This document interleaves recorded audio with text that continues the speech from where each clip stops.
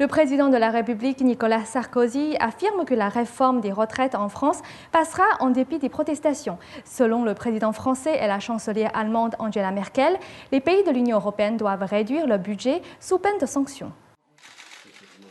La réforme impopulaire du système français des retraites passera, a déclaré lundi le président français Nicolas Sarkozy. Cela en dépit des mois de protestations et d'une grève des raffineries à l'origine d'une pénurie de carburant. Sarkozy s'est adressé aux journalistes lors d'un sommet à Deauville. Vous savez l'importance pour les retraités français et pour les futurs retraités de la réforme des retraites. Après avoir discuté avec la chancelière allemande Angela Merkel, Sarkozy affirme que l'Union européenne devrait imposer des sanctions automatiques aux États membres qui ne parviennent pas à réduire leur déficit budgétaire.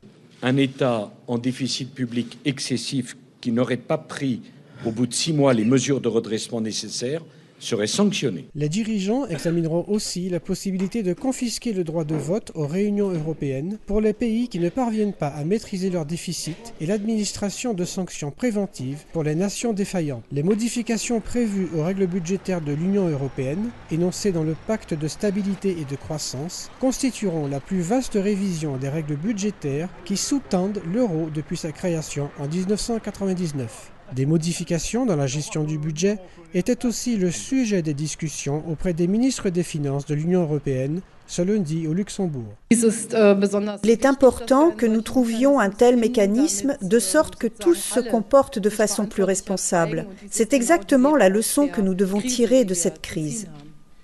Selon Merkel, les propositions franco-allemandes seront avancées dans le cadre d'une réforme du pacte de stabilité qui devrait être prêt pour un sommet européen en mars 2011, puis voté et ratifié en 2013.